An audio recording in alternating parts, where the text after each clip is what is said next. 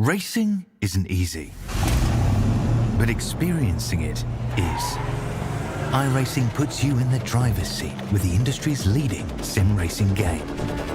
Drive on laser scan replicas of the greatest racing circuits from around the world.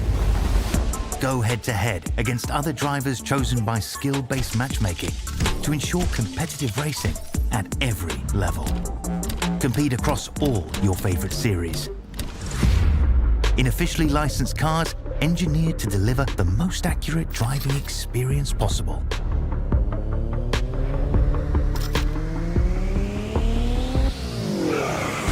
Join a race or host your own with players from across the globe. Race against the computer or in a league with friends. Feel the thrill behind the wheel. Visit iRacing.com.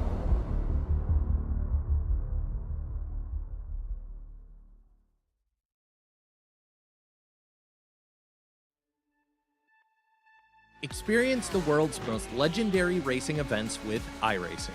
iRacing special events allow any member to compete in full-length multiplayer races based on some of the biggest events in motorsports all year round. Compete in virtual endurance races, such as the Daytona 24, Spa 24, and the Nürburgring 24 Hours. Take on some of the toughest races on the NASCAR schedule, such as the Daytona 500. We have events from disciplines all across the racing world, from the Indianapolis 500 to the Chili Bowl, from the Bathurst 1000 to the Crandon Championship. Our endurance special events utilize iRacing's team feature, where members can sign up and race together on their own team, swapping drivers throughout the race.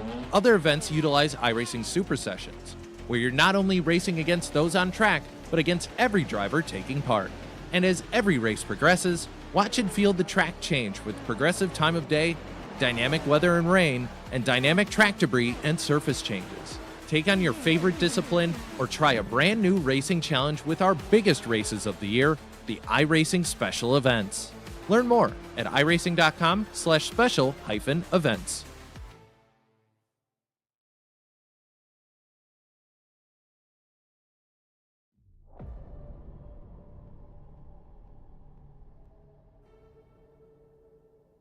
Well, after 4 rounds complete so far this season, we have got a tight championship, and we've certainly got an awful lot of incredible racing to come tonight. Round 5 of the Australian Sim Racing Group Sprintcar Pro Invitational Series takes us to Lanier National Speedway. What a fantastic circuit to come to here. The most used circuit in ODSE competition history. Looking forward to bringing it to you here on SimSpeed TV, live on YouTube, Facebook, Twitch, and Kick, whichever platform you found us on. Welcome to the show. My name is Reese Gardner. Joining me in the commentary box for this one is Scott Rankin, as always, and I'm sure he's just as excited as me to get things going here at really a classic dirt track on iRacing. Scott, this was one of the first circuits to be included with the dirt update all the way back when, and it has been one of the most used since. Yeah, I mean, it's a banger. It's one that's out there. It's a lot of fun, but also, you know, quite technical, quite challenging. Quite a lot of different names that have actually lit this place up over the years as well.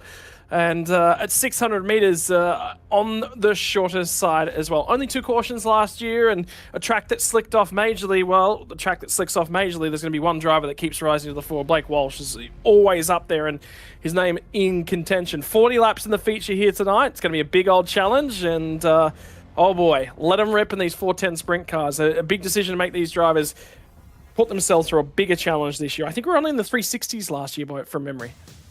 Yes, I believe so. We'll be taking a look at the championship standings in the meantime. Tim Ryan is on top, but Tanner Pettit Racing is right there and waiting to take that top spot. Forster, Davies, and Tanner Pettit himself taking up the rest of the championship top 4, with Paul Bryan rounding out your top 5. He's had some really good runs recently.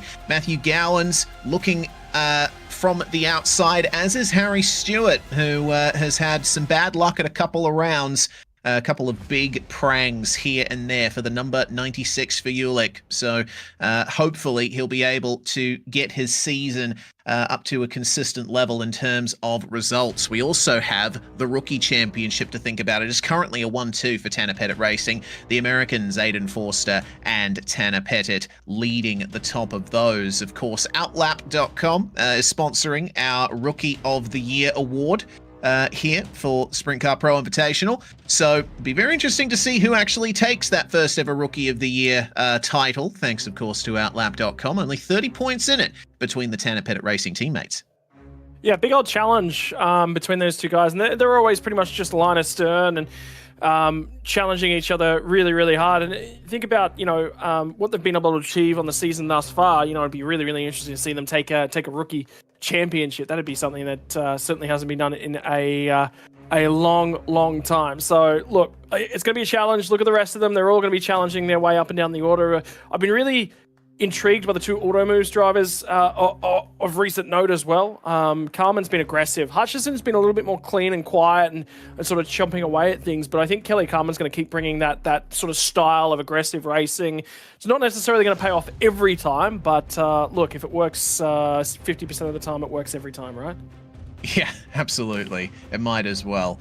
The format for tonight is going to be a little bit different, once again, to what we've been running so far this season. A couple of variances thus far, but this one is going to potentially be quite a different grid to what we're expecting. It's our usual run through the heats, the top 4 advancing to the A main from our 10-lap heats, but from qualifying, the heat grids will have the top 4 inverted, so whoever's starting on pole position for their respective heat will actually be starting in 4th place. We got the C main and the B main, of course. Nothing much has changed from there, but the top 20 qualifiers, that's everyone who hasn't made it in from the B main but is already established through the heats, they will order up based on their points from qualifying and the heats. So basically, the better you do in qualifying and the better you do in your heat, the better your starting position for the A main of 41 laps. Yeah, so, a lot more to challenge. It's not just get out there and just, dominate the heat, because you're going to have to roll back through from 4th spot, but qualifying points on the table as well means that you're going to be competing for something right the way throughout. This is probably one of the trickier formats to sort of grab a form guide on. It's definitely going to challenge. I think the big thing is this is a lot of work for admins as well, just to not only get these in, but also get them right. They're going to be pulling the quality results out, feeding them into a spreadsheet, get that all sort of stuff together. So it's not as simple. You think about this compared to the real world. Heat happens, qualifying happens, a couple of hours go by, heat happens, a couple of hours go by, CB happens at that sort of a thing, a couple of hours go by, then you're on to the A main. So there's a lot of time to sort of make that work. So I want to say that a big stress, very difficult to do at short notice and make it all work all that well. So for the admin team, great job, Brady Baldwin, coming to the table, trying something different. I think it's huge. The fact that you don't just show up each week exactly where you qualify. We like talking about the formats. We always said that, this is probably some of the most exciting racing that we get on the sim, because there's guys going at it all the time, and you just never know when something's just going to explode in front of somebody. It's interesting. It's unique. Then you add these formats to it. There's nothing else in sim racing that does this sort of stuff. So look, yet again, nails it, bangs it, hits it out of the park, and we get to sit back, relax, and I love shuffling the heats as well. It just adds something, doesn't it? Yeah, absolutely it does. And you talked about form. Well, on the right side of the screen right now, the viewers have seen it for a bit now.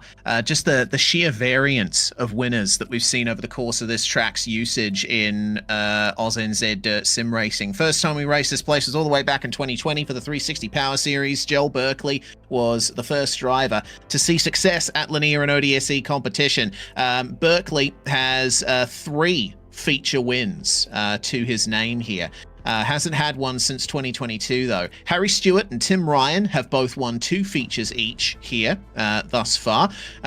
We haven't seen Kendall Tucker for quite some time, but Bradley Oldfield, Ethan Bastian, and Blake Walsh are definitely competing this season, as is Josh Barry, I believe. Alex Attard, from what I remember, not on the grid this year, but it just goes to show this is a track that has had so much usage over the years that you really don't know who's going to come out on top here. No, you don't. And we don't have a form guide. And don't forget, we've also got Tanner Pettit guys in there that haven't actually run in this series as well. So you've got to throw them in amongst the mix. The auto moves bunch as well. So this is the big thing it says to me based upon that form guide and based upon the history of all this sort of stuff as well, is that, you know, we don't have a consistent run. Anyone can probably jump out here and win one. And you throw in that mixed format, that mixed starting grid as well, and it really does start to change things up. I'm really interested just to sort of see how we're going to get through things tonight. But more importantly, before we even get there, Reese, this is probably my fan battle of the season, because it's getting tight at the tippy top of this sort of thing. But the big note is that you're, I believe, leading the way in terms of the Speedway draft at the moment, which is huge. You got to keep up, mate. You've laid down an early gauntlet. You know that this is 15 rounds worth of championship. You can't just go out there setting blazing speeds early. You're going to have to keep picking strong all the way throughout the season now. Yeah, I mean, my picks have been pretty good thus far, but I honestly don't know how that form is going to continue throughout the middle and late season, because I'm just throwing guesses out there, to be completely honest with you. It's worked out for me so far, but I'm sure there's going to be a couple of rounds where I completely miss the mark. But I've decided that Tanner Pettit is going to be fast here today. So is Brady Baldwin, running his tribute paint tonight. Of course, the 41 laps part of the tribute as well. Darcy Wilson, Gavin Chatham, and Paul Ward, they've all had great form this season, and I'm looking forward to seeing what more they can do here at Lanier. You've decided, and Jay has decided, that Aiden Forster is your top pick for the big bucks, so to speak. But a little bit different selections further down. You've both gone for Thomas Mitchell as well, I notice. Well, see, the thing is, we always, at each and every week, we have to pick a 2,000. You're going to need a 2,000 rated driver. Trying to get in there with a couple of fourths not really going to work. So what ends up happening is you're definitely going to have a 2,000 rated driver. For me, it's always funny to pick my team boss, because then he gets stressed, a little bit of pressure goes on his shoulders, and he just reacts a little bit differently. Last time out, he actually drove really, really well. The last couple of weeks, he's actually scored a boatload of points, so he's actually overperforming in that slot. Henry Fenson, I think, is also a little bit undervalued at 2,000 as well, so there. But Ethan Foley, big opportunity here tonight, and again, another driver I think is probably a little bit underrated in terms of where he's capable of. So again, budget buys. I'm just looking at when you throw that cash around, you know, I've got two 2,000 picks. I've got 2 8. That doesn't work, does it? Yeah, it does. 2,000, 8,000 picks. So I'm looking for guys that are a little bit underrated. They're going to score me a few extra points, and it's balancing that budget. Means I don't have any 4,000 drivers, but look, you know, we're getting that done. That we are. The drivers currently getting it done in the hot laps and practice, presented by NBS 3D Printed RC and Slot Car Customs. Everybody's out there at the moment getting their initial laps down for the to run the track in a little bit here before qualifying. Of course, we almost always start with a completely clean track. You can see how much it's evolving already. Lanier is a high-banked circuit. You can carry an awful lot of speed around these corners. It's really interesting to see how Lanier, in the form of dirt, is compares to its usual tarmac layout, because this was never a dirt track in the real world. Darcy Wilson got the Hard Charger Award last round, presented by My Race Mats. So let's see if he can. Well, I mean, now that I think about it, I was going to say I hope he can repeat that tonight, but he probably wouldn't want to be starting too far down the order. He's got points to think about, because the feature grid is, of course, set by the points you gain during the event. We'll have to think about anything further, though. It's time for qualifying, presented by SimWrap Market. Bradley Oldfield being the pace setter here, but Oscar Ames looking fast in practice. Yeah, nice and quick up there at the pointy end of thing. And Baxter Truchet as well. Again, another name that just sort of popped up and got some results. Blake Walsh steps back into the seat. A few little step aways over the last couple of weeks, but we're into qualifying and quick laps are about to get thrown down. I can tell you Joel Berkeley's out there. He's going to be one of the early guys to fire off. Normally it's a little bit of a challenge. Some guys don't like going early. They like to know what the gauntlet is that's being laid down before they jump out there and set their lap. But Berkeley's going to use that first minute to set a couple of flyers. I tell you what, he just threw a big mistake at the end of his second lap, so it's not really going to count for Berkeley, unfortunately. No, it's not. Harry Stewart also getting his laps in very early.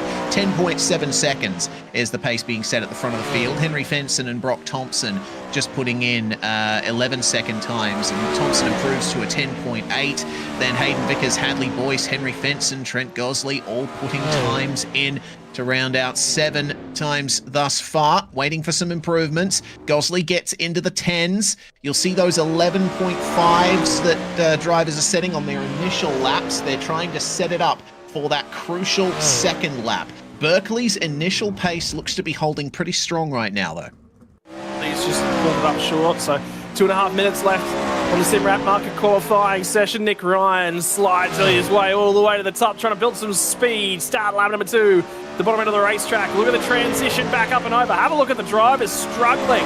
And you saw it immediately moves all the way to the fence for 3 and 4 to try and finish off that lap time. 11.723. He is over a second off the pace. No, just under a second off the pace for Nick Ryan. That is not a great lap for him. And you saw the huge moment he had coming back up through the slick. Big motors, 410s, maximum horsepower available to these wing sprint cars as Brady Baldwin's going to set off for his qualifying laps as well. Note the line difference, ripped to the bottom, right underneath that slick line. He will go to the top, 7.47 for series admin Brady Baldwin. Getting it done, goes to P1. Well, sorry, here comes Tanner Pettit indeed. Yeah, Tanner Pettit. I was actually just going to lead you in on this one, Reese, because I was about to say Tanner Pettit's having a crack now. This could knock the top time off. Do we go sub at 7.47? Yes, we do. Tanner Pettit, new quick time. And Clayton Davies immediately pips him to it. So that brings it to 36 thousandths of a second in it for the quick time in qualifying. I was going to say I'm actually quite happy seeing Tanner and Brady up that far. I picked them both on Speedway Draft, so I think that might be a good run-in to see what amount of points I can get tonight. For anyone who's curious and doesn't know, on speedwaydraft.com you can pick 5 drivers to run basically a virtual team in these events. Registration for this event has closed, but get on speedwaydraft.com for the next round and you'll be able to get your picks in and see how you compare to everyone else. Tim Ryan to P4 for the moment, and that's the best he's going to be able to do. 5th now with Kelly Carmen putting in an absolutely stonking time to go P3. Yeah, great time right at the back end of the session. 25 seconds remain, and Carmen manages to slot it in. By the way, huge note here. Take a look from Kelly Carmen all the way through to Tim Ryan. 3 drivers on the in-sim timer. It's a 7.46, 7.47, 7.47. So it is probably about 1.5 thousandths of a second covering those 3 drivers. It's not 2 thousandths. There is some adjustment done in the live timing on the back end. So it is very, very close for 3rd through to 5th. There's only 1,000th in it between Rusty O'Neill and Joel Berkeley was the early driver to set those quick times. Harry Stewart gets in there, and the top 10 covered by just over 1/10 of a second. How about that? So nearly 100th in it for every single place in the top 10. Yeah, that's excellent. So Clayton Davies will get the honor of the quick time, but he will not be starting on pole for his heat. This is going to be really interesting, seeing how this top 4 invert is going to go for the heats tonight, presented by Mono Creative. Aiden Forster will start P1 with Bradley Oldfield alongside him. Then it's Rusty O'Neill and Clayton Davies. O'Neill should be very happy with his form here today. His night should get off to a good start from there. Lachlan Mead is going to start in 5th place alongside Brenton Hobson. And then we have Gavin Chatham and Aston Hurley sharing row number 4. Henry Fenson and Thomas Mitchell rounding out the 10 drivers taking part in the first heat, and they are already rolling away behind the pace truck.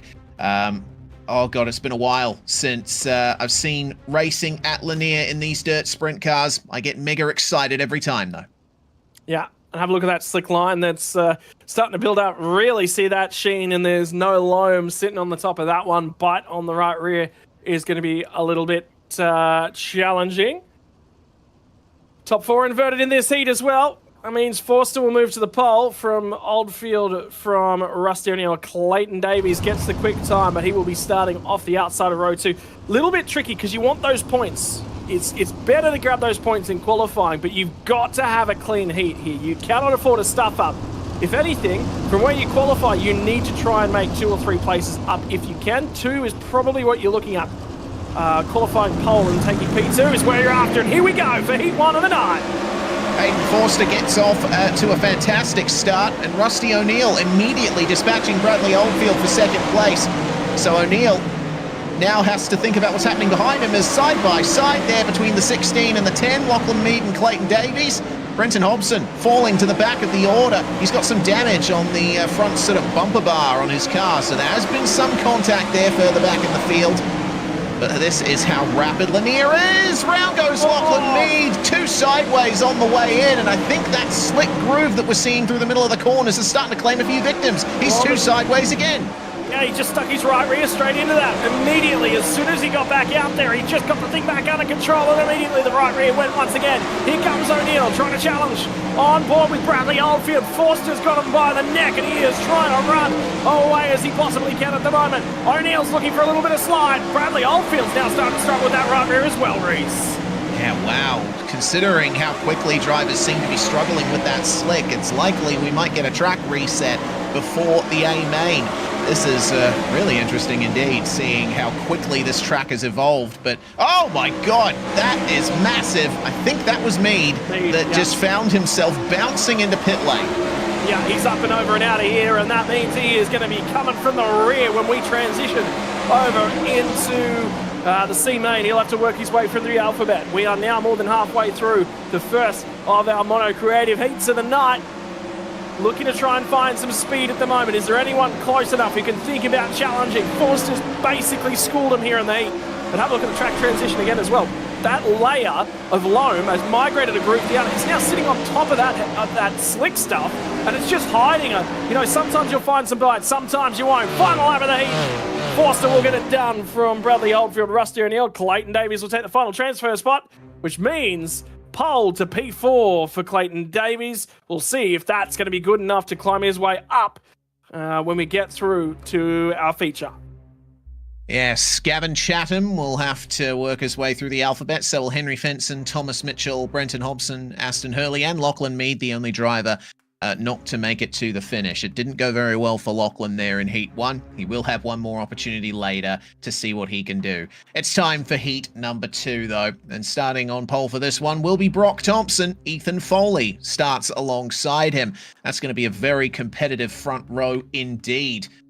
We will be seeing the grid continued by Joel Berkeley, the most successful driver in the field here at Lanier, starting alongside Tanner Pettit, one of the drivers making a run for the championship. In 5th place will be Oscar Ames, and Paul Bryan starts alongside him. Then it's Jacob Freeman and Nathan Norman on the 4th row. Nick Ryan is going to be the sole car starting on row number 5.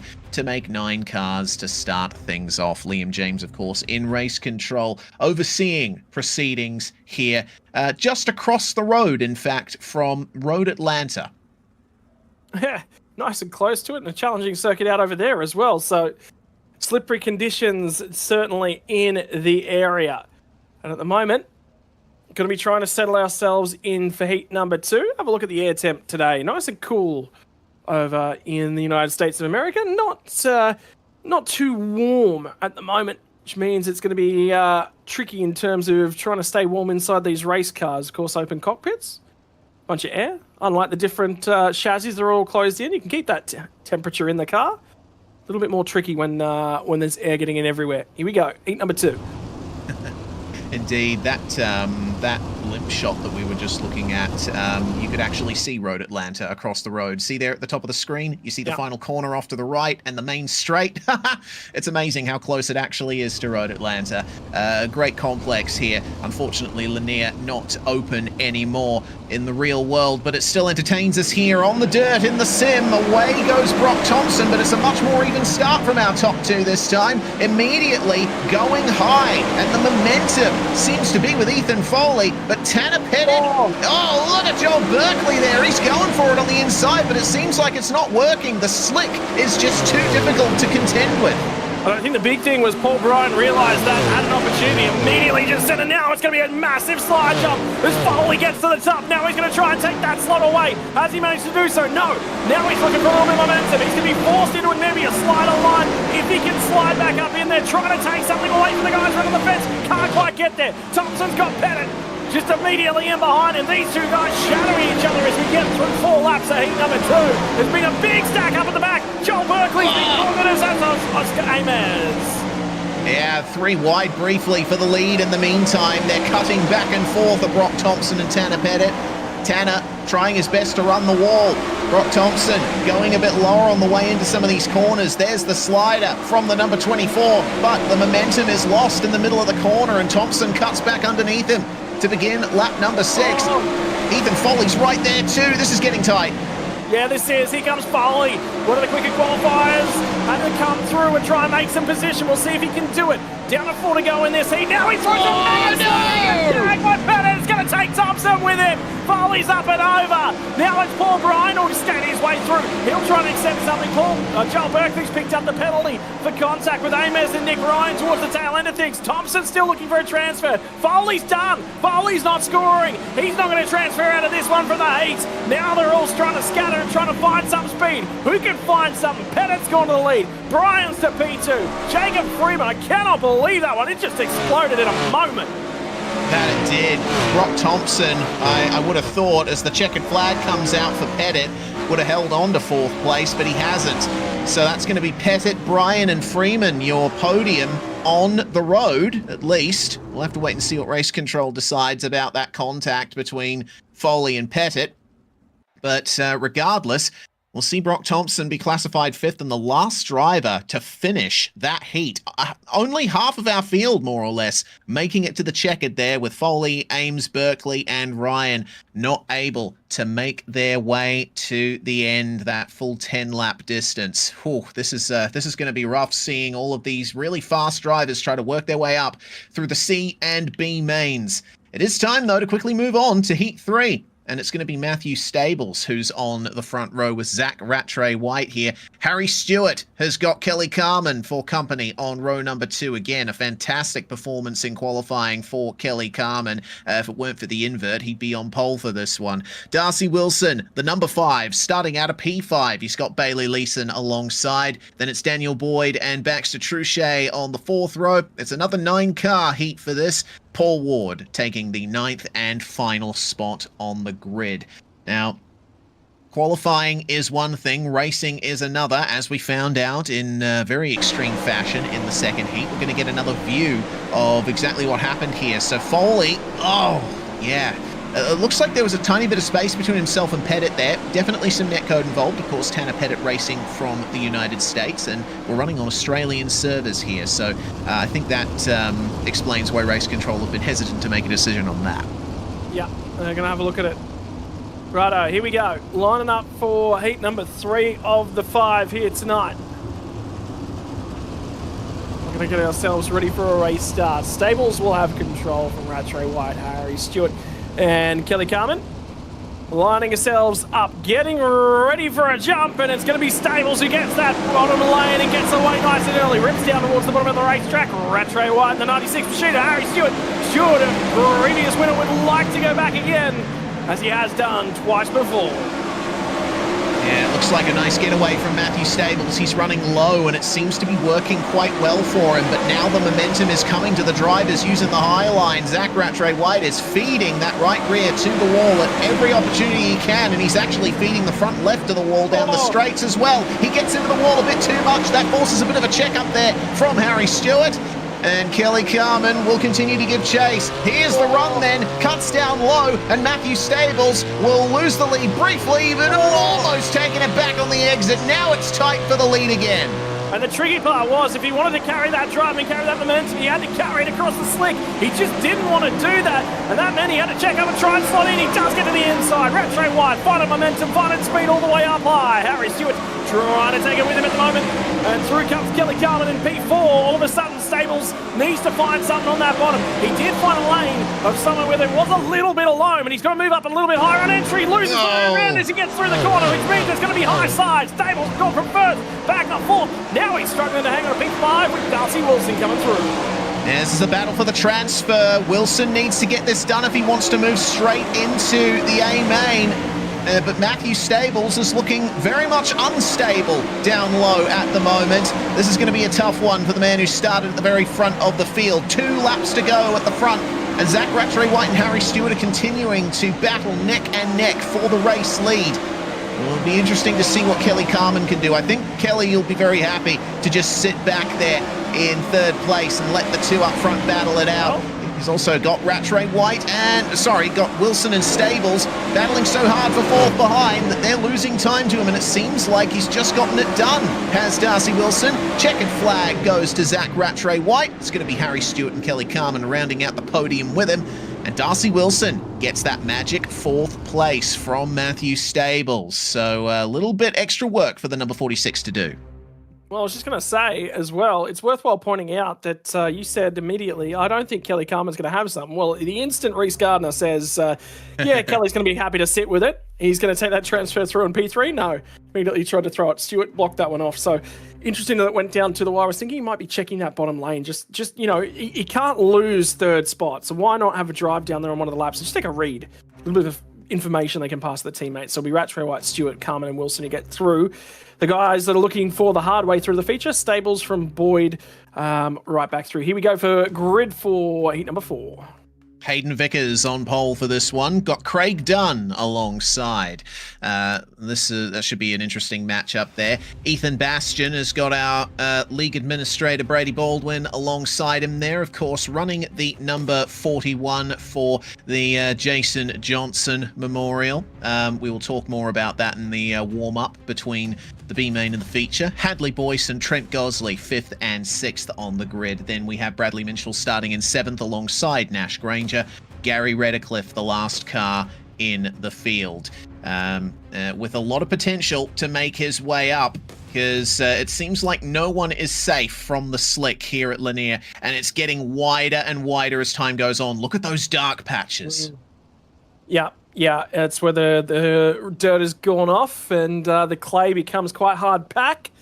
Can't find some bite. Grooves cut into these dirt tires as well, but yeah, not really going to be finding much purchase out there on the slick. And there is a couple lines. Have a look at it. See, there's a little bit of a ridge in between the 2 slick lines in the middle of the racetrack.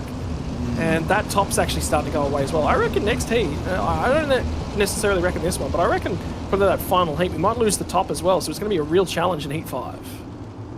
Certainly will.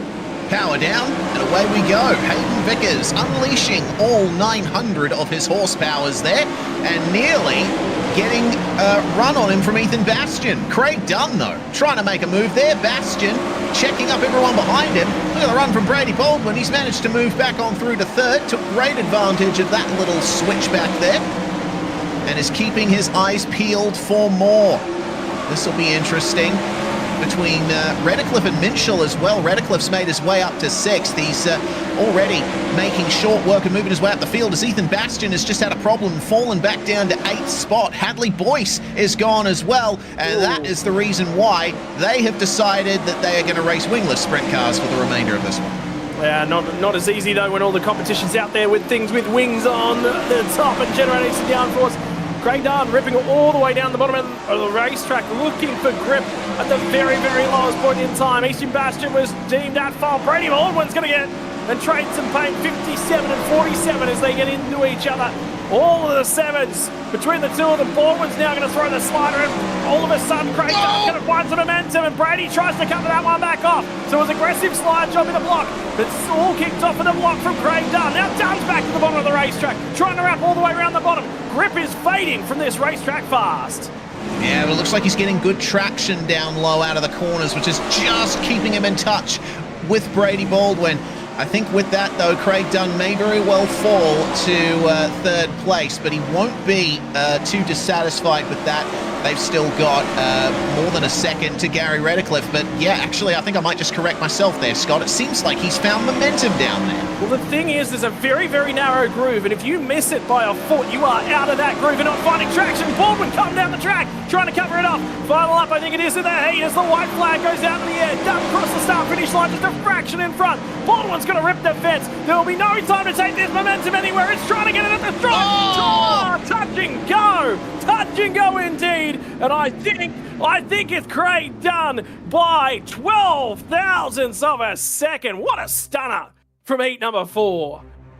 Yeah, stunner from Craig Dunn. And how about Gary Redcliffe working his way up from dead last to get into the transfer into the A main? That is incredible stuff from Gary Redcliffe. He should be very happy with that. Vickers ending up winning by 0.8 of a second in the end. He didn't have much pressure in those final laps, but not making it in. Brad Minchell, Nash Granger, Trent Gosley, and retiring Hadley Boyce and Ethan Bastion, who got a black flag for his part in that incident that took Boyce out. Oh boy. With the track evolution, Heat 5 is going to be the big one, I think. They're already moving away on those formation laps. We better get through this grid. Ayrton Smith is going to be starting on pole for this one. Got Kobe Noonan to join him on the front row.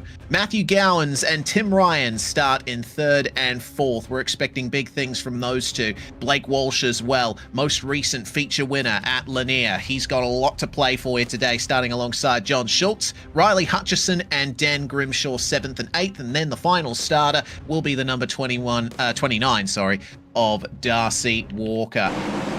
Ayrton Smith has been up the front before, but I'm looking forward to seeing what he can do here again. That is, yeah, that's pretty big there. It looked like maybe a bit of netcode contact involved in that incident that really interrupted proceedings in the 4th heat. But Ayrton Smith up the front here is going to go early here. Didn't give much space to the pace truck that time, and he's already away to quite the lead. Matthew Gowans and Kobe Noonan trading for 2nd spot. Darcy Walker already making moves up to P7 and now to P6 as he gets past Tim Ryan. Seems like the bottom line is very strong at the moment.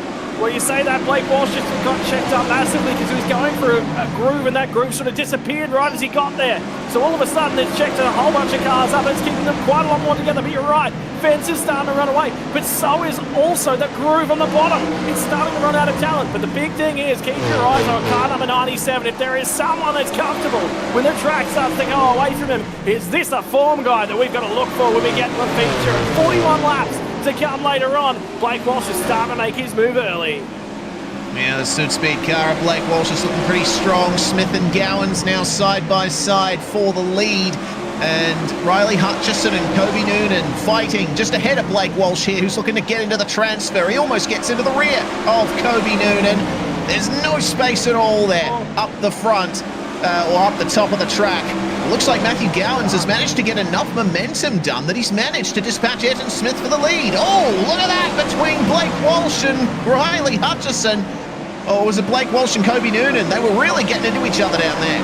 It was the other combination, the one that you didn't cover off that list. It was Hutchison and Noonan who got into each other on the bottom lane, and the reason for that is Blake Walsh come down off the wall, half a car width, and all of a sudden just found all this traction, went through the no! Hutchison's got a whole bunch of damage, and that is going to be Kobe Noonan not transferring either. An opportunity has presented itself. Normally, Tim Ryan is one of the unluckiest guys in sim racing. Tonight, he's been handed a transfer spot on a silver platter. Blake Walsh has moved down off the fence. He's trying to throw something at Ayrton Smith, though, for B2. It was a very lucky getaway for Tim Ryan. Sometimes it's just best to let the drivers in front of you battle, and they'll inevitably take each other out at some point. You can pick up the pieces. That's exactly what he did. Checkered flag is out, and Matthew Gowans has gotten it there by 0.3 from Ayrton Smith. Blake Walsh to P3. You called it, Scott. He was always going to do well on a tough track that has slicked off, and he is granted a podium for his troubles with Tim Ryan rounding out the transfer. Darcy Walker is going to finish P5 after work his way through the alphabet with Kobe Noonan. Hutchison, Grimshaw, and Schultz were unable to make it to the finish in the end. So we have got quite a stacked C and B main here today. going to be an incredibly interesting night of racing. Wimmera Dry Cleaners C Main has Riley Hutchison starting up the front with Brenton Hobson also joining him on the front row.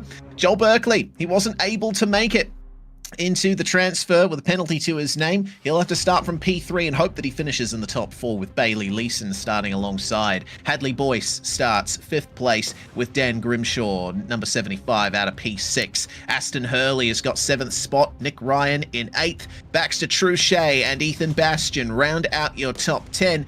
And then we've just got John Schultz and Lachlan Mead on row number 6 to make it 12 cars starting this one. Yeah, this is going to be a big one for Joel Berkeley in particular. He's got form to back up here at Lanier, the winningest driver in ODSE history at this track, and starting P3 in the C Main. He's got a lot of work to do. Yeah, a lot of work and a long way to cut his way back through the field. So, tough one. He's been sent to the rear as well, don't forget, which means it is going to be nice and tough for Ethan Bastian if he wants to make his way through and score points tonight. It is going to be coming from the rear. C Main time, and the time for some cars to get eliminated from this one. The 002 of Hutchison, a little bit unlucky in the heat. Aggressive racing at the back end, trying to go for that transfer spot. Opportunity presents Brenton Hobson, Joel Berkeley, Bailey Leeson. That's up 4. That'll hang on at the moment. Here we go. Ethan Bastian, of course, given an end-of-line penalty for, well, basically as an extension of his penalty for the incident in the previous heat. Berkeley will maintain 3rd place, though. As we come to the start zone, Riley Hutchison is away, but he is blinking hard at the front of the field. Hopefully he'll be able to hold on to that. Berkeley and Hobbo battling for 2nd spot as they fan out behind. The 727 of Hadley Boyce looking to try and make some moves down on the inside. Big traction from Dan Grimshaw, meanwhile. He dispatches Aston Hurley, Baxter Truchet and Nick Ryan out of the turn. There's contact for 2nd, and Brenton Hobson has fallen down to P5. Yeah, a lot of damage on car number 88 as well, and it was the groove there. The tricky thing, and the reason that that one sort of happened is, remember what we were talking about with Blake Walsh in that last heat, is the track's actually changed a little bit. All of a sudden, the grip is not at the fence. Have a look at them and look where they're going to place these right rears. All the way out the fence, Slick. You cut that car, went down. There's a bit of bite for some right rears, and it's causing chaos in the pack. Oh, we've got a car that's having trouble keeping it out of the wall there. It looks like Aston Hurley. He's having some big trouble keeping it out of the top there with how slick it's getting up there. But Hutchison is nice and comfy up the front. We are really focusing on the battle for 2nd on back as it's almost 4 wide there. Nick Ryan, Brenton Hobson, Hadley Boyce, they are all together in this one. Big slide further back there from, I believe it was John Schultz or Baxter Truchet. This is super close. Brenton Hobson up high in this pack. Down low for Nick Ryan and Hadley Boyce with Bailey Leeson trying to get down there.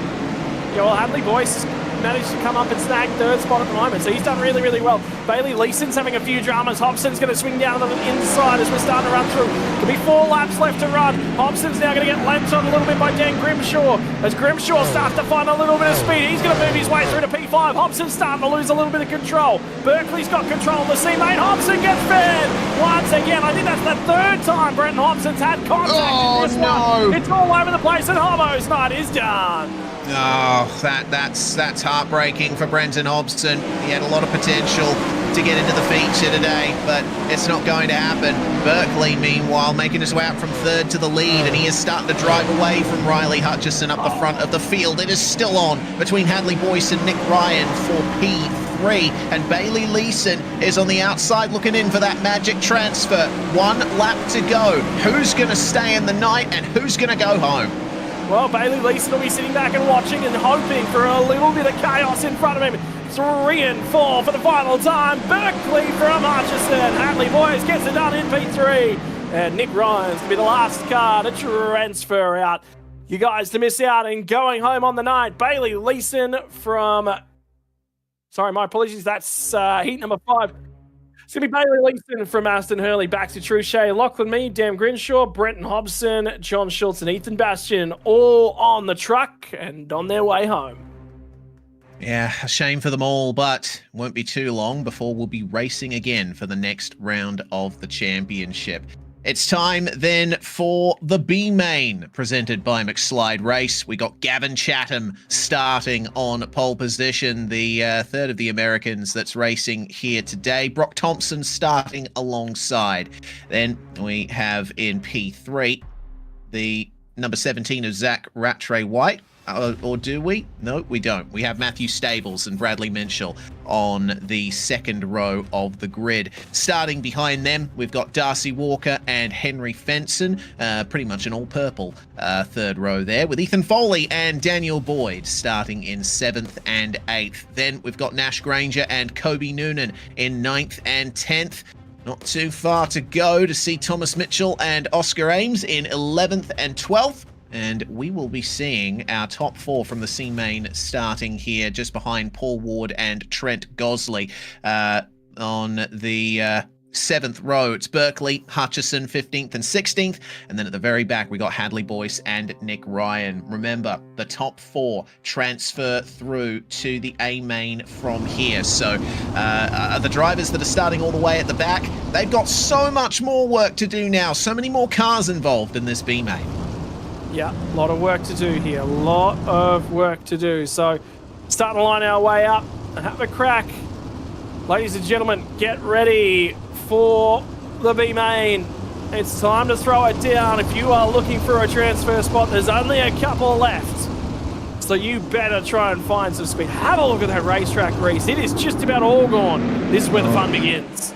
It does indeed. Gavin Chatham immediately moving to the high side to see how it feels, and it's looking pretty equal early on between the high and low sides, but once the momentum comes up, we'll see where it's really at. Trying through the middle is Brock Thompson, and he's making it work nicely. He's managing to stay in touch with Chatham and Thompson, or Chatham and Stables, sorry. Looks like a little bit of defense going on down low now. Stables trying to keep Ethan Foley, Darcy Walker and company behind him. The number 29 chasing the 46 there. But really, I think the slick is coming across the track, so much so, as we see Oscar Ames and Nash Granger have come together. They might both be out of the race, both missing their front wings. There's so much slick up and down the track that I think any advantage one particular line had is gone. Yeah, it's just going to be about trying to find anything you possibly can. And you, like you said, 900 horses to try and be pressed into some clay tonight. Well, the clay, it's no longer pushing back. It has got nothing to go with these guys. Ripping the right rear up and against that fence is Ethan Foley making his way into P3. So some gains made for car number 14. We're going to try and get that transfer. Work to do, unfortunately for him. It's going to be Fenson and Stables who are fighting for the last transfer stops. And admin have made the decision finally to absolutely change that track state back to brand spanking new for tonight's feature race. Of course, 24 cars out there as well. This is the second biggest race of the night, with the 18 in here trying to get their transfer out. The 24 for that feature. More cars, more tyre wear, more track wear is going to transition even quicker.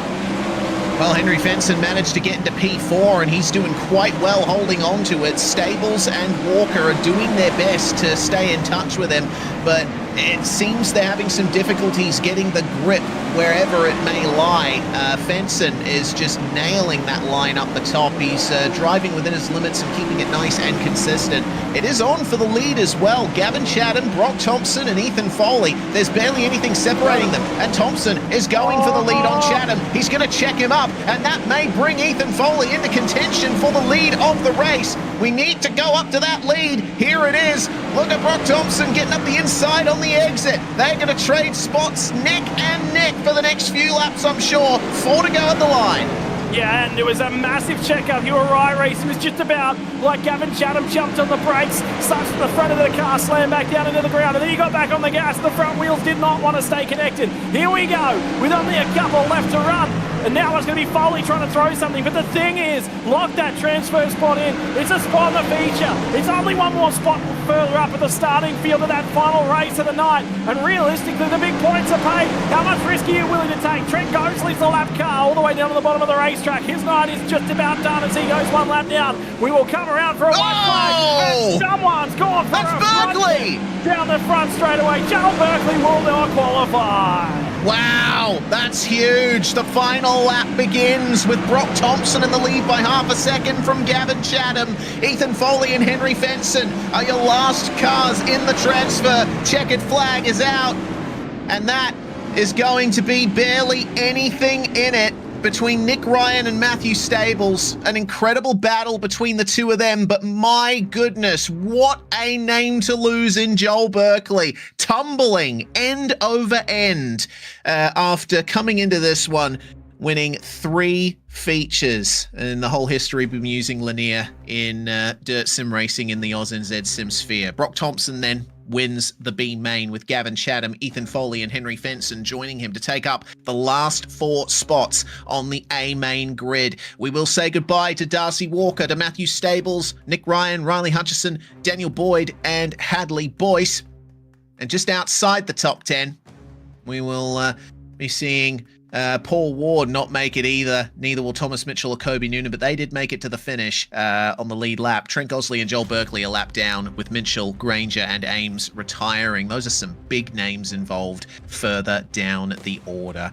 Well, on that note, we are in the warm-up, and series admin Brady Baldwin is with us.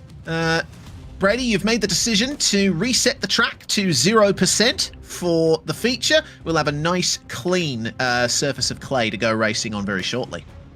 Yeah, it's track was really good through the C and B main there, but especially if you're doing 41 laps tonight, it probably wasn't going to last, especially at the top. Otherwise, it single files out through the middle pretty badly here. So I'd reset it. Probably going to be pretty fast for the first 10, 15. I think it'll really open up and hopefully put on a good race. Lanier typically is really good. I remember last year, me and Hobway threw away a really good result, but it was an awesome track, so hopefully it can be the same again tonight.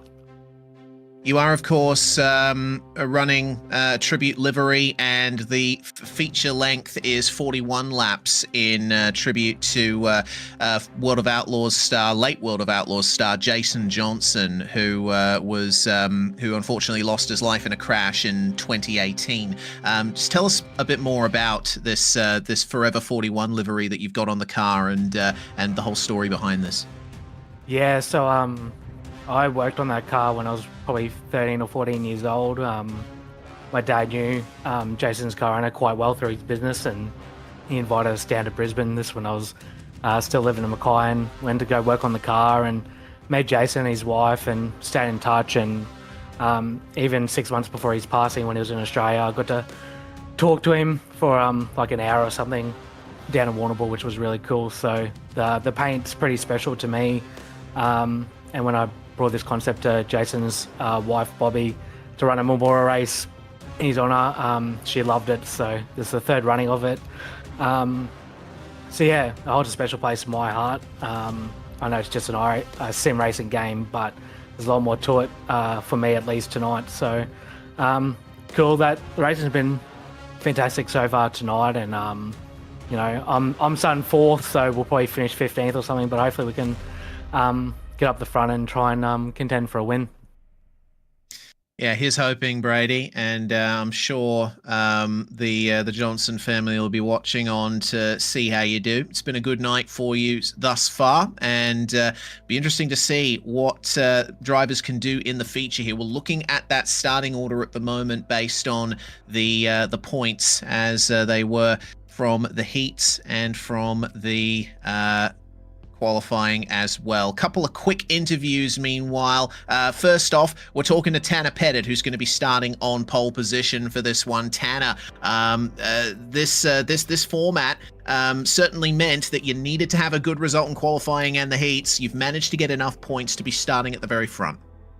Yeah, luckily I was in a little bit later heat there, at least in heat 2. Heat 1 seemed to be locked down around the bottom, and would have been a little bit harder to pass, but the track opened up there in the second heat, and it was a lot of fun there getting through. This is a track that evolves incredibly quickly, so I'm sure you'll be monitoring the grip as time goes on. 41 green flag laps, and considering how quickly it slicked off in the heats, I think you guys will have some work to do to keep the car stable. Yeah, no doubt. Just going to have to keep up with the track here. I'm glad he reset it, so we do get some change throughout the feature, and just got to stay up with it here, so see how we go. Thanks for talking to us, Tanner. Scott, I understand you have had a chance to catch up to Brock Thompson, who made it in through the B main.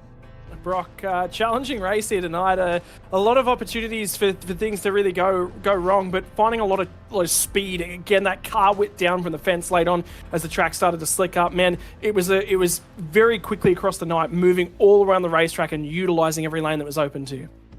Yeah, it was definitely pretty quick on the top there in that B main. It was definitely trying to run it up there as much as I can because the cushion was really grippy, but yeah, lucky kept it safe on the top and got through the transfer.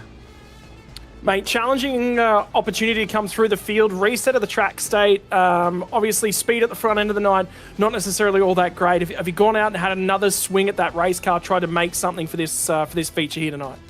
Yeah, I'll definitely find some different things to do on it and maybe like loosen up a bit more because it's pretty tacky right now, and the lines will definitely change during this feature, so just be chasing the grip really for this feature, and hopefully the setup will come in well.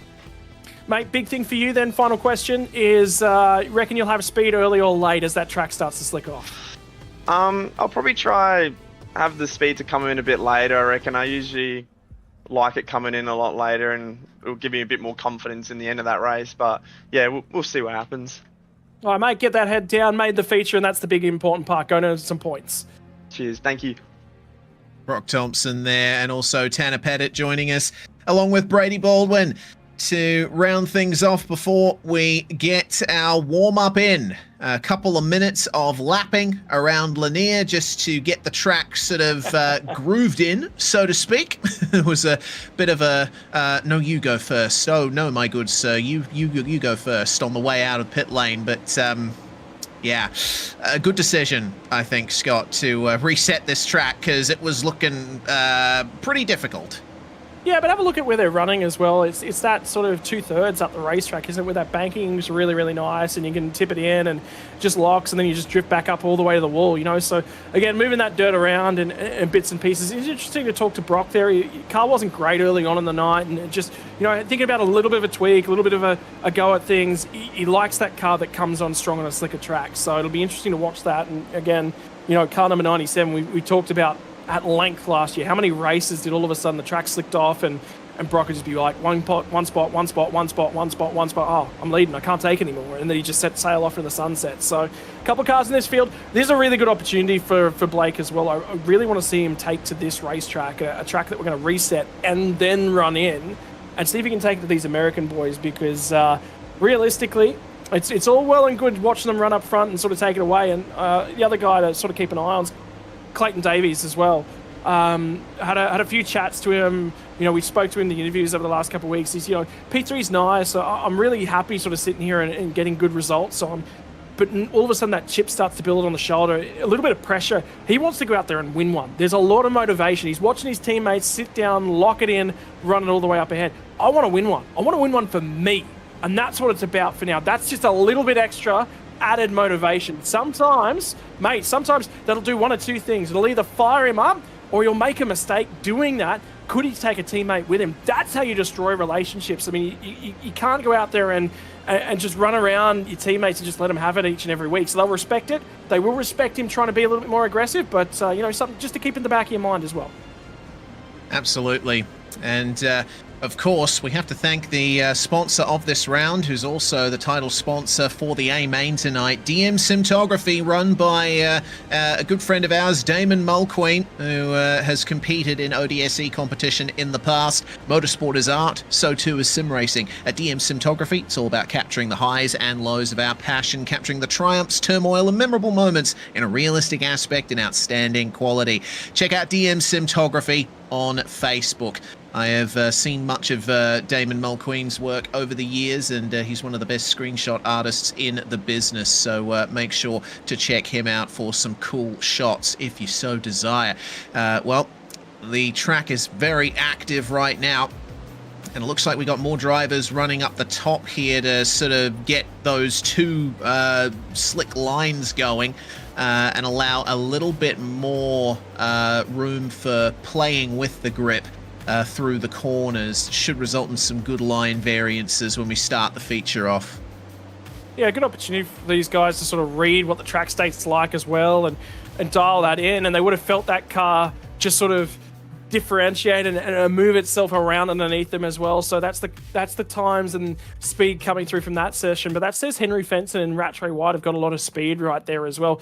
But did you notice a lot of the guys that are up at the pointy end of the field, not strong times right there? And that says to me, they're not going to have a quick car from the fire off. They're pitching 10 to 15, 20 laps into the feature. They're already thinking about having a car that's a little bit better in the slick. So these guys that are strong up front, they may fade back. They may well do. Let's review the grid ever so briefly here before we get things going. We have Tanner Pettit and Clayton Davies starting on our front row with Kelly Carman and Brady Baldwin third and fourth. Gowans and Stewart, row number 3. That's an interesting matchup. So is the match between O'Neill and Rattray White and Ryan and Oldfield to round out your top 10. Forster starting all the way down in 11th spot. If the feature was gridded by just the heat results, he would have been starting on pole. So that just goes to show how valuable it is to get those crucial points in qualifying.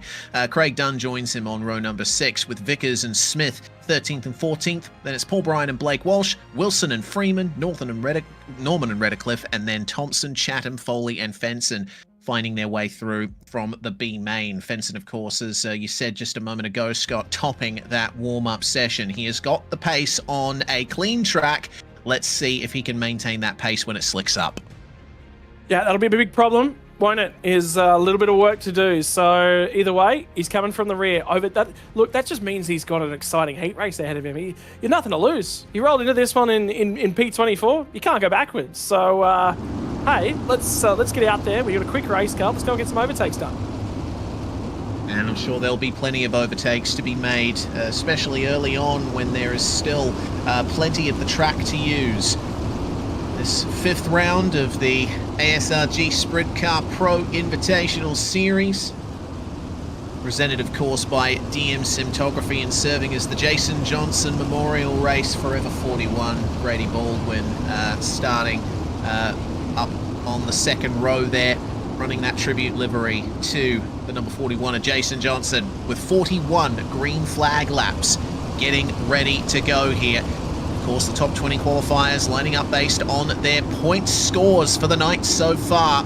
So it's all down to Tanner Pettit and Clayton Davies. See what they can do from the front of the field. It's another front row lockout here for Tanner Pettit Racing. Can they keep that momentum going, or will we see some surprises from further back from the likes of Kelly Carman and company? Let's see then as we go for it. Tanner Pettit puts the power down, and we are green at Lanier. Pettit getting into the wall early. That was a little bit how you going there up the top, but it looks like there's plenty of pace up against the wall there. There's no momentum at all down low for Kelly Carman. He is struggling to find a place to slot in there, but he's staying with the top 4. Craig Dunn falling down the order, and the caution is out already. Yeah, somebody up and over way down at the tail end of the field. It's Craig Dunn's night is, well, done. Sorry, that was low-hanging fruit, but she's over and upside down for Craig Dunn. Toe back to pit lane, unfortunately, for car number 57, but she's over and done. Interesting to start off with. It was interesting to see Kelly Carman trying to run that bottom line as well. Craig Dunn. Contact down lower. Yes, it is. Jacob Freeman, keep an eye on the number 18 there. He slides up into him and gets him into the fence. Yeah, he'll be going to the rear as well. So being listed at fault, unfortunately, for that one. So a little bit of work left to do. And it can be difficult, sorry to interrupt, but it can be difficult at times when you're in the middle of a really tough pack like this to actually predict your trajectory, right? Freeman had obviously turned in hoping that the car would grip up on him, but it just kept sliding up the track. He was on the slick. Well, that's the thing that you've sort of got to pitch to the guys running along at home is you see that slick and you're turning it in and you're just hoping it'll go because the car's changing every lap, a little bit extra heat, a little bit extra wear on the tyres, but the track changes lap to lap as well. There's a bump that'll form throughout the race. There's a bump that goes away. So it's not, you're not just changing the racetrack, you're also changing the car. The guy on the bottom can make a mistake as well, move you half a lane up, and all of a sudden you haven't got the room to work with. A We're back under green now, and it's a solid getaway from Pettit and Davies. We see a bit of a campaign happening down low. Look at the run from Tim Ryan there. He just managed to grab it off Harry Stewart with a massive launch down low. The yellow flag is out again, right in front of our leaders. Oh my God. Oh, that's going to claim at least one other victim there. But that was mighty lucky for just about everybody. What happened there? I think it was towards the rear end of the field. Gary Redcliffe was in some sort of drama, and he was the car that was stranded across the track. I think Blake Walsh has got it. And Foley and Norman. Yeah, it started at the back end of the field, and Gary's just trying to turn the car. What can he do? He's in the left rears off it. It's not generating any drive. And ultimately gets a good whack from, I didn't quite catch the car number there, but that's far from ideal. It is still within the first 15 laps. Yeah, it might have been Vickers actually. It's still within the first 15 laps of the race, so the drivers are allowed to come down onto pits and get a fast repair done. We've had many drivers come through. Nathan Norman, Harry Stewart, Ethan Foley, Darcy Wilson, Blake Walsh, Gavin Chatham, and of course Gary Redcliffe, with Craig Dunn being the sole retirement so far.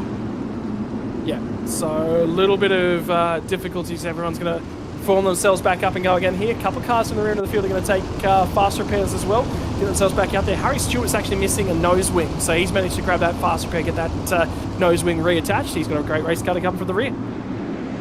It certainly has. Green flag flies once again, and Tanner Pettit's getting quite used to having a clear track in front of him at the start of these, but how long will he be able to hold on to that? Still have Kelly Carmen working it down low, and it appears that Bradley Oldfield is trying to join him there. We got Matthew Gowans trying the middle to low line as well, but he's falling back a bit further as Tim Ryan now sees a chance to get alongside that number 8. 3 wide for third place. Carmen, Baldwin and Oldfield going at it. Yeah, Baldwin's managed to pick that spot off or away from Kelly Carmen, although this might work out in Carmen's favour as he's been gifted a spot on that top line. 3 wide on the front straight. Oh, that's big. Yellow.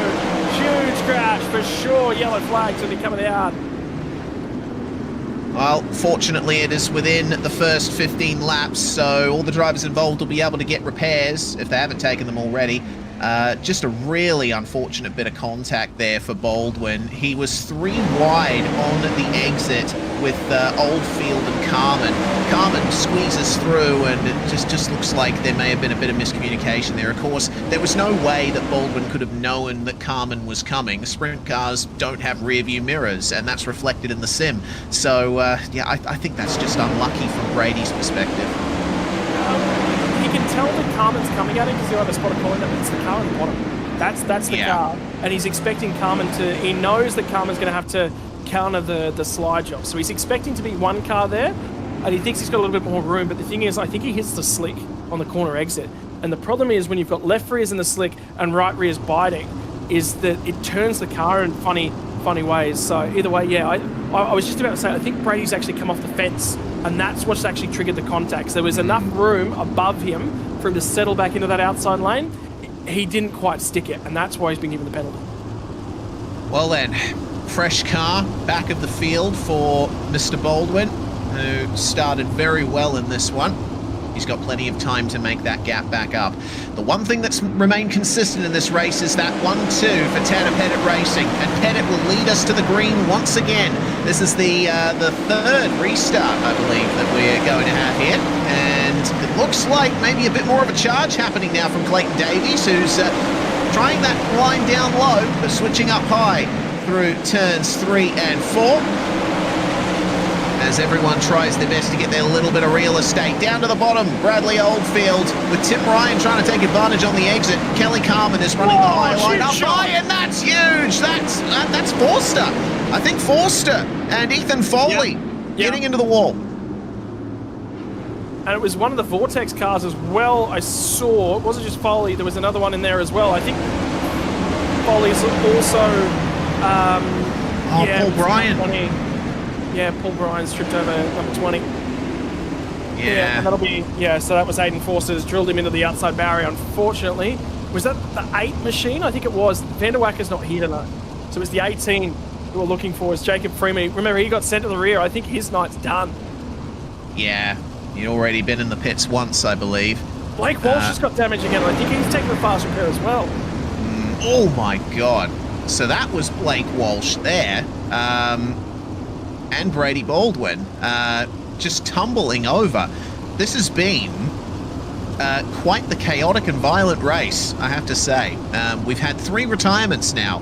Forster is out, Freeman is out, Dunn is out as well. There's the contact there, Walshy getting sent up into the wall, and immediately Baldwin and Freeman coming into him at the very top of the circuit. Always difficult to change your line at a moment's notice. Something weird's going on at the back end of the field. I think everyone's just trying to get their order sorted out. Single file restart? Yeah, here we go. Single file restart. As we're going to get ourselves back and sorted, and I'm just keeping an eye on Blake Walsh. His left front's off that race car, so his night will actually be done. Not much more than he can actually do. He'll be back to pit lane. 97 and 8 and 4, so pulls it back down to the inside. One of the Americans who's been from the front end of the field. He's having a rough night. Qualifies to an 11th, and he will not be finishing tonight's race and putting points on the board. Here we go, back up to the pointy end of things though. Kelly Carman's looking for a little bit of real estate now as he slots all the way back down to 3rd, and have a look at Matty Gowans, who started to try and rip that bottom line. He is looking to take P2 away from Clayton Davies. Oh, this is looking interesting here at the front. Davies getting some momentum up there with the high line. He's going to try and switch low, but there's no grip down there at the moment. No traction at all. Needs to use the momentum, the downforce, by running faster up high. It seems like Gowans is very comfortable down low though. So comfortable, in fact, that he is almost getting alongside our leader, Tanner Pettit. Bradley Oldfield, also worth looking out for. He's working the low line nicely too here, battling with Kelly Carman for 4th. Have a look at Gowans now. He's trying to move up that racetrack. The thing is, Tanner Pettit's been looking back and going, hey, look, on those straightaways, somebody's catching me running a slightly different line. Remember, no real mirrors that's able to be out there, but there's a little bit of communication to get through from the teammates, and he would have been getting an instruction that the grip is moving its way down that racetrack, trying to feed that right rear. A little bit of loan that's working its way slowly up that track now, as they move up to about 2/3 of the way up the racetrack. Not quite the middle group, fraction above that. Now back to the fence for Tanner Pettit. And Gowans is trying to make some grip work a little bit lower down. Momentum's gone to the high side. Here back in the mid-pack, out and around the teams. As we get into it between those guys, it is certainly scramble fest back here. Oh, certainly is.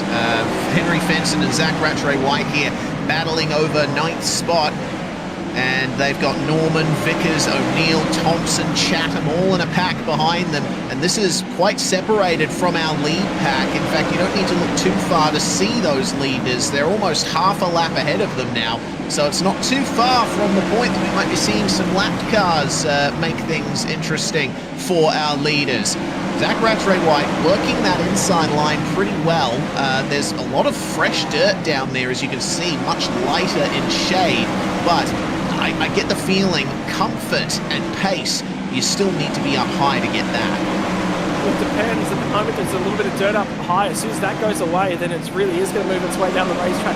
Brock Thompson's managed to make some spots. He now sits 14th as he's going to try and make his way through 3 wide. Unfortunately, just feeds to that left front of Hayden Vickers, takes that one away. What that is going to do is gain him 1 spot, but Gavin Chatham's going to snip through on the inside and grab another one. As we start to move towards the middle of the heat, we're beyond 20 laps now, 25 laps into this one, and they're still trying to rip, roar, and tear back up the front. Tim Ryan's starting to make some track position as he starts to track these guys back down. Kelly Carman's strong early run starting to fade away as the Ulick guys make their way through the field. Yeah, got to keep an eye out for Tim Ryan there down low as well in that Logitech G machine. Tim, almost always you can count on him to be running a tight line, and when the track slicks off, he's not quite there yet. He seems pretty comfortable running in the slick at the moment. Some consistent pace happening there as Bradley Oldfield now tries to search for more fresh clay down low. Harry Stewart with the momentum round the outside. He's got to be careful not to feed the right rear of the wall like he just did though. There's a couple of places where the wall juts out and there's some openings here at Lanier that can really grab you. I've noticed that a couple of times for our leader Tanner Pettit. It's quite difficult to keep the pace up high, but seems like Stewart is managing to do it, another driver who's had past success here. Yeah, taking a lot of risk when he does so, though, as well. Clayton Davies starting to track his way backwards. Have a look at our front three. All three of them have now moved down to that bottom line. So starting to move these race cars around the track, and the 51 machine's trying to make some speed. Again, for Bradley Oldfield, not quite able to do all that much, but have a look at the top three. Literally running that inside fence now. So Grip has moved away from all the other lines. Clayton Davies is high line 1 and 2, low line 3 and 4. So he is literally moving around the track, trying a little bit of everything as he's just trying to find drive so he can go forwards. Yeah, and Tanner Pettit's doing much the same thing, but I think Matthew Gowans is doing the best job in the top three of staying in that fresh band, you could say. Oh dear, that's Fenson stopped. Yellow flag's going to come out again. I wonder if he's taken a bit too much out of that high line. We'll have to wait and see for the replay, but that's not ideal for Fenson. He managed to just scrape in to the feature grid. Might be the low line that's got him here. Oh, caught the attenuator, and I think he might have collected, was that Stewart as well? Yeah, was it Harry? I don't think it was Harry Stewart. No. It was someone a lot further down because he was running towards, I think, around the 14, 15 spot at that point in time. So it was someone in and around there. Gavin Chatham. Gavin Chatham. Yeah. Well, that's far from ideal for Chatham. He's had success since he started racing in this series, but once Fenson hit the end of the pit wall there was nothing that Fenson could do. See, the steering's completely gone on the car there. And you saw immediately there was a response to try and give him more room, but these cars don't rotate on a dime. You got to reactions. Again, we talked about it the last couple of weeks, how quick these cars move. Again, 900 horsepower getting pushed through the ground, but then the reactions and moving low, moving high. It's not easy. You've got to predict and you've got to plan. And we're talking about moving up the track and down the track and cars changing direction. You're actually predicting the whole time. You sort of have an idea of where they're going to be and then reacting to stuff as it changes. But by the time you get to the corner, you're sort of committed to where you're going to run, and you can only just sort of change how hard you hit them is about the only thing you've got under control. Well, still single file for this restart. Pace truck is in. Tanner Pettit will take point at the front of the field again, but this time he's got Matthew Gowans chasing him instead of his teammate Clayton Davies. Immediately moving up high as Davies and Stewart to try and get some early momentum going, but look at how quickly they all go down low. That's where the grip is. Everyone's going for it. Clayton just about got underneath Matthew Gowans. Now they're nearly getting into each other for third and fourth as well up in the top. So Clayton went from bottom all the way back up the top. This time he sees them coming for him. He's like, all right, I'm just going to commit to that outside fence. He cannot find any momentum out there. Actually, you know what? He just might have done so. Now Matty Gowans is pinned to that bottom line because Clayton Davies is ripping the fence. Here comes Harry Stewart. Gets the elbows out. Gowans was going forward in the feature to this point in time, but all of a sudden, throw the sandbags out, deploy the parachute. Here comes the Ulick boys. Looks to me like the high line is coming back into its own. You see Tim Ryan running that sort of middle high line, and he's making it work here, trying to get up past Gowans and Stewart. And Davies doing a fantastic job of getting back to second place. He certainly does want it, doesn't he? Gowans trying his best to the inside here, but Stewart with a little more momentum there around the outside. Tim Ryan and Bradley Oldfield on their way. Well, the outside of 1 and 2 is definitely where the speed is. It's 3 and 4 where that low line is so massively shorter. White flag from the Forever 41 Jason Johnson Memorial. Here it comes. Car turning car 24. The teammates are going to throw down. Clayton Davies will have to rip the fence. He'll have to find some speed. The last of the race. And Clayton Davies a winner in 2026. No! He will get denied at the flag by 33 thousandths of a second. One more lap. He wanted it to be Forever 42 for car number 10 was the way he was going to nick that one. But that went to the flag. If that is 15 feet further down the racetrack, we have a new winner. That's crazy. Fantastic finish. Yeah, yeah, I feel you, mate. I feel you. Just incredible racing from the teammates at the front. Tanner Pettit held on to it the longest, but Clayton Davies, I think, made a very prescient decision to try and run that high line late on. He knew that the grip was coming back. It just happened one lap too late. Oh, what a feature, though. What a feature. big battles at the front, big battles in the midfield. Matty Gowans, look at the speed he had, only good enough for P5. Tanner Pettit and Clayton Davies making sure it's still Tanner Pettit racing 1 and 2 from Harry Stewart and Tim Ryan. I cannot believe how far Matty Gowans fell. He would have been sniffing an opportunity to lead that thing. It never happened, and then falls all the way to 5th. Bradley Oldfield, Kelly Carmen, Darcy Wilson, Rattray White, and Rusty O'Neill, the 10. Oh, Reese, that was a cracking finish. Give me more of that. Give me more. We've got plenty more rounds of that to come, plenty of opportunities. Gavin Chatham finishes P11 in the end, getting involved with Henry Fenson after the unfortunate run into the pit lane attenuator for the number 10. Nathan Norman and Brock Thompson, 12th and 13th, with Paul Bryan, Ayrton Smith, Brady Baldwin, Hayden Vickers, and Gary Redcliffe being the last cars to see the checkered flag.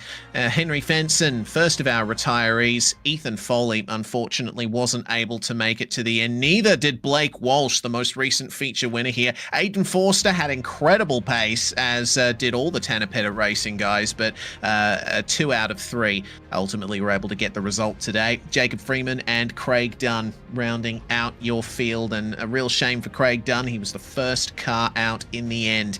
That's going to bring us then to driver interviews. We talked to him not too long ago, honestly, and he's back immediately as Tanner Pettit for a chat from the winner's circle. A tough one, Tanner. Ultimately came down to just 33 thousandths of a second between you and your teammate.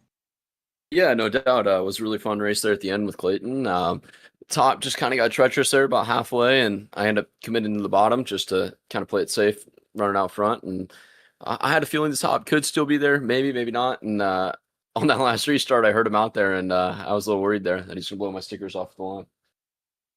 Well, there was still enough grip in the bottom line that you were able to get it done. And also, I think just the timing of the caution maybe worked in your favor a little as well. Scott and I have been saying if that race was 1 lap longer, then Clayton might have had a bit more of a chance of doing that. But still, that is the result you were looking for from today. You're going to continue your fantastic run at the front of these championship standings. And with all of that, I mean, you were in 4th coming into this round.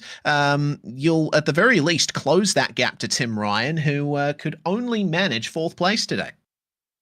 Yeah, we've been really good or really bad this season, in my opinion. Just had some stuff go wrong, and we've kind of just gotten some damage or shuffled out, or, something has happened to where I haven't quite finished as well as I wanted. But the other rounds, we've done fantastic. I think Grove in here, we picked up the win. So hopefully we'll just see a little bit more consistency as the season goes, and we'll keep itching at it. Absolutely. Thanks for joining us, Tanner. Is there anyone you want to shout out before we let you go? Yeah, definitely. I'd like to thank all my team members, especially Clayton and Aiden, for staying up. Aiden's got to stay up super late and during the night to run this with me, and can't thank those guys enough. I'd also like to thank Jimmy P. Mac Tools, 1425 Photography, CD Simtography. I'd like to thank Simrat Market. You guys for putting on the broadcast. I'd like to thank Brady for putting on the league. It's all a blast. Thank you, guys. It was a blast watching you as well. Stonking drive, Tanner. We'll see you next round. Thank you. Tanner Pettit, your A-main winner today, and Clayton Davies is going to be next to join us, stood by with Scott Rankin. Mate, Clayton, we're just talking 15, 20 feet past that checkered flag line. All of a sudden, you're a winner in 2026, mate. It's going to cruelly deny you one more week. We're talking in the booth about it's been awesome watching you go to toe with the teammates. Mate, what's it going to take? What's it going to take for the car number 10 to be in victory lane?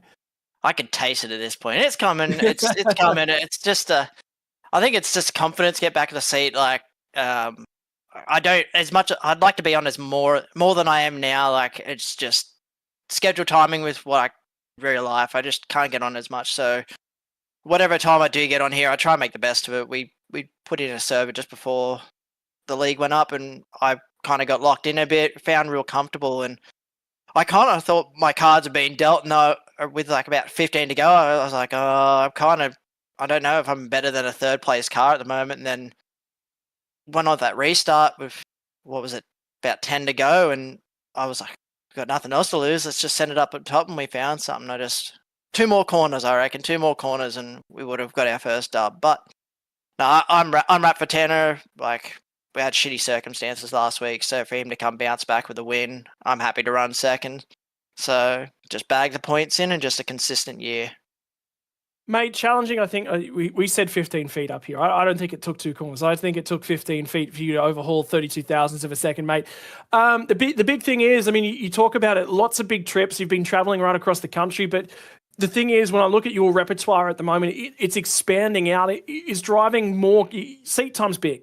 Seat time in other categories is a little bit different. The driving styles, the technique, is it giving you more feel in that race car and giving you more confidence? Because, I mean, NASCAR is a fair bit different to this sort of stuff, but moving around the track's a constant between the two of them.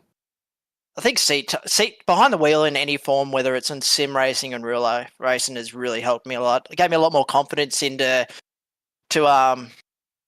execute moves and just be probably that little bit more aggressive when I needed to be, to where I probably was hesitant in few past times, and that's probably what caused some crashes, like just being a little too hesitant on throwing a slide job, and that's when I've taken someone out. And this time it's just kind of been like a bit more confidence into when I need to throw them clear and just get after it. So I think real life racing with the micro program and doing some of the NASCAR stuff with you and all the guys at Vermilion and Vortex, it's really helped with the overall product, I think. Mate, moving on in the rest of the championship, the biggest thing, I think the biggest statement is, and we talked about this with Ethan last year, Ethan Winter was the only guy that was putting consistent results in. When he doesn't win, he's in that top 5, he's sticking it together. The win hasn't come yet, but it's points. All of a sudden, you're going to have half a hand. The guys around you at Tenepet have had bad races. You haven't had that yet. You've been there challenging each and every week.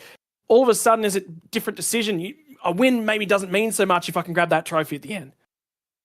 I think so. I think, for sure, I'm out there to win. Like that last 4 or 5 laps, I wasn't happy to run second to him, and I wasn't going to concede. I should say I was happy to run second, but I wasn't ready to concede and just give him the win.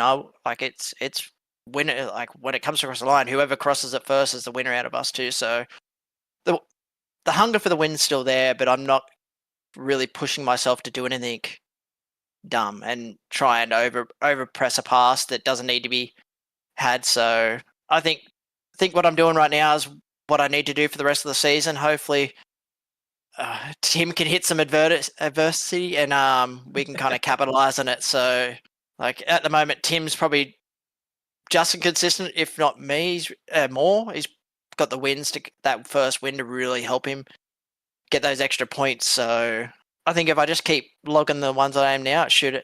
And Tim, if he decides to run all the races like he has so far, should end up being a really good championship battle between the four or five of us. I think the big thing, and the statement that I'm hearing from you is willing to win it, but not willing to bin it. And that's the difference, isn't it? You're not going to put 1,001% on the line. You're going to put 99.5% on the line and not tip over that last half a percent. It's just not worth it, but you are going to challenge them every step of the way. Ladies and gentlemen, car number 10, Clayton Davies gets it done for Tenepet Racing. Who would you like to give a thank you and a shout out to? First off, I'd like to thank all the guys, you, Reese, Jay, everyone at SimSpeed for putting on the broadcast. Brady, Liam, everyone over at ODSC for putting on the league and running, and Ethan, I think he's in live admin tonight. So everyone over there doing the live admin, running the league, keeping everything running fluid. Damien for putting on all the money up for this round, and all the other sponsors for sponsoring the series. Everyone in the Tenepet stable, of course, Tenepet setups. Tanner's a lifesaver in terms of keeping me up to speed when I'm dropping the ball and not showing up a lot of the time. Jimmy P, Mac Tools, 1425 Photography, Aces Up Sim Sports, Cedar Simtography, Blake Carrick Racing, Ethan and Jordan over at Free Speed for helping us out with their late model program. My real life sponsors, Atlantic Oil, Western Machine Shop, 27 Designs, and all the guys that over at Alcorn Racing for letting me race their micro. Well, that's Clayton Davies there, running a fantastic race to second place tonight. And finally, in third, we are joined by the number 96 of Harry Stewart. Welcome, Harry. You've had success at Lanier here in the past. You and Tim Ryan both winning 2 A mains here in previous years. And you're on the podium here in 2026. You must be happy with how it went for you. It got super close and tight at times, though. Yeah, no, very happy. finally started up front, and yeah, had to go to the back early after a bit of contact. So yeah, coming through, felt pretty good the whole time, and got a bit worried at the end there. I'd have no tyres left, but the tyres were good enough to sort of hang on there and get into third. So yeah, nice to not crash in the heat race and actually finish. So yeah, it's cool. Yeah, it's been a rough start to the season for you. Still, obviously, well within the championship top 10, but the consistent top results have been hard to come by thus far this season. We are only 5 rounds in, and looking at the schedule, it would appear that Fairbury is the next round of the championship. Do you think that you'll gel with that place as well as you have Lanier this year? I usually do, but just the way the heat races are and qualifying, if you miss up a little bit, you probably get swamped and then get caught in stuff like I did at Kokomo the other week. So as long as I'm switched on through those 2 bloody parts of the night, should be fine for a decent top 10 result again. But no, it's been interesting year. I've been more consistent than last year. Last year I was going fast and just crashing like 10 laps in. So I've tried to dial it back and just finish when I'm wherever I'm running, and yeah, it's been good so far. Besides last week where I didn't make the feature, so yeah. Yeah, of course. Consistency is key, and sometimes driving within your limits is the way to reach that limit. Regardless, a fantastic podium for you today, Harry, and at a track that you obviously enjoy and have had success at in the past. We'll see next year when we come back to Lanier, inevitably, what that brings you. Is there anyone that you want to thank before we let you go? Yeah, just Brady and the whole admin team for putting this series on. Obviously, it's cool to run for such good prize money, and all the sponsors who chip in to make that possible as well. You guys for broadcasting. Everyone that sort of does the race with me, Joel, Bradley, Darcy, Colin from Bocus Built Setups for helping us out this year and sort of making it a bit more of a plug and play, and yeah, just giving us an opportunity to be fast pretty much every time we hit the track. So that's been a huge help. So yeah, really appreciate that. Absolutely. Harry Stewart there, 3rd place today at Lanier National Speedway for the DM Simtography Short Track Nationals and the Jason Johnson Memorial. $141 in prize money going to Tanner Pettit as a result of getting the A main win today. And here are the picks for today. Actually, is that the score that I started with? I think it might. Yep, it was. Okay, Jay's fixing it behind the scenes. We're going to see. Whoa! Hello. All right, get out. You're done. You'd be a mile out in front. P1 out of everyone for the week. Let's go. Well, the worst part is you were P1 out of everyone in the leaderboard heading into this week, and unfortunately, I've lost ground. I've gone back to 5th spot. So, yeah, Jay Kennedy's unfortunately scored a boatload of points, so Reese gets it done in P1 this week. Just taking a look down, Reboot Racing's P2 and Darren's P3. So in terms of points scored on the week, low scoring across the board. There was only about 5 or 6 teams that actually got 2,000 points as the whole. Lowest points of the week goes to Simpson Racing with 1,675. So not a huge deal of points across the board on offer for a lot of people. She's been a challenging week, and realistically, that was a tough feature to pick. I've got to be honest. So there was not a lot of opportunities to get that one very, very well put together across the week. So challenging night race. Oh yeah. Very challenging indeed for just about everybody. It was a tough one, but we have got Fairbury Speedway coming up on the 10th of June, the next round of the Sprintcar Pro Invitational. We've got 2 other Australian Sim Racing Group series to show you guys in the weeks beforehand, though. On the 27th of May, the Moser Porsche Pro Invitational is going to the Nürburgring Grand Prix Strecke. And I will be in the booth for that one. Scott, you'll be out on track. And then we'll be going for the Logitech GV8 Pro Invitational Series from the Autodromo Hermanos Rodriguez. It'll be very interesting to see how the V8 Supercars Gen 3s tackle this Mexican Formula 1 circuit. Yeah, that'll be challenging. But how about Porsches in their home element? I tell you what, I love Nürburgring, so I'm always down for it. A little bit of debate about whether or not the sharper chicane's the better way to get around that racetrack, but if you're interested, you'll only have to tune in next week to find out. And I tell you what, have a think about turn 1 at the Nürburgring. That is going to be a mega challenge. Big opportunities. Is pinning it around the outside the safest way to get through the corner and survive? Well, that could work out. Yeah, certainly could. Fairbury Speedway, a proper bull ring, this track, and lap times just vanish in the blink of an eye. So it's going to be a fast and frenetic night on the 10th of June, broadcasting, of course, from 8 p.m. Australian Eastern Standard Time. We want to give a huge thanks to everybody who's tuned in from our various platforms that we're streaming on today. A big thanks, of course, as well to DM Simtography for the title sponsorship of this round of the ASRG Sprintcar Pro Invitational, the short track nationals, and the Jason Johnson Memorial going to Tanner Pettit, number 24 on top once again. We'll see where he is in the championship coming into next round, but it's always going to be a tough and tight fight. I'm Reese Gardner with Scott Rankin alongside me in the commentary box and Jake Kennedy in the producer's chair. We're SimSpeed TV, and we'll see you next time.